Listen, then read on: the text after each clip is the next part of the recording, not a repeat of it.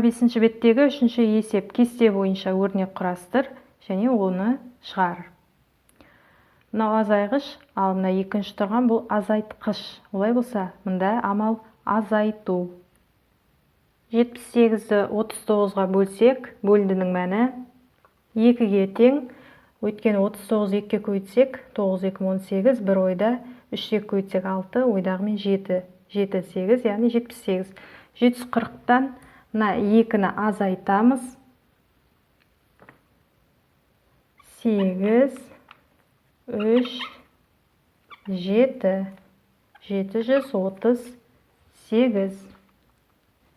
Төртінші есепте құрылымы күрделі теңдеуді оңай ықшамдап аламыз, оңайластырып аламыз.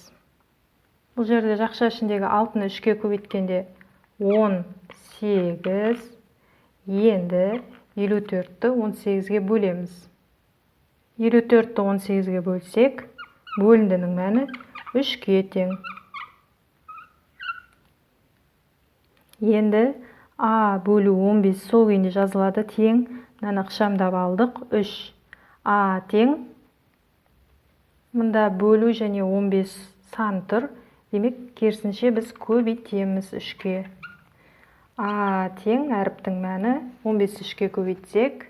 15 пен 3-ті көбейткенде көбейтіндің мәні 45-ке тең. А тең 45. Әріптің мәні табылды. 45 бөлу 15. Оның мәні 3-ке тең. Енді мынан сол күйінде жазамыз. 54 бөлу 6 көбейту 3. 6-ны 3-ке көбейткенде 18. 54-ті 18-ге бөлгенде 3. 3 пен 3 тең. 7-ші есептің асы теңдеу түрінде шығару керекпіз. 7-ші есептің асы шарты. Берілісі. Кітаптың 60 беті бар. Оқушы бірнеше бетін оқып шыққаннан кейін 15 беті қалды. Оқылмаған 15 беті қалды. Оқушы қанша бетін оқыған? 60 беттік кітаптың қанша бетін оқып шыққан? Бұл жерде яғни бірнеше бетін оқыған деп тұр, бірақ нақты неше екені белгісіз болса, оның орнына X немесе Y кез келген белгісіз бір әріпті қоямыз. Ал белгілісі 15. Оны 15 екенін жазамыз. Кітап 60 бет жазамыз. Оның бірнеше бетін оқушы оқыды. X деген әріпті қояйық. Оқыды болса, азайтамыз. Және оқылған тек қана 15 бет. Әріпті қоямыз. X, Y кез келген. Және оқыды болса, азайтамыз.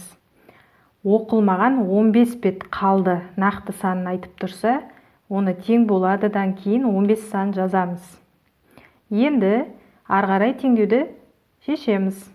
X тең 60. Мұнда азайту және азайтқыштың орнында әріп тұрса, демек азайту тұрса, азайта береміз. Мұнда мән береміз. Арғарай теңдеуді 60 пен 15-ті азайтып орындай береміз. 7-ші есептің әсінде де теңдеу түрінде құрастырамыз және шешуін табамыз. Есептің берілісінде келгенде, болды, келді десе қосамыз. Ал егер қалды десе, онда азайтамыз.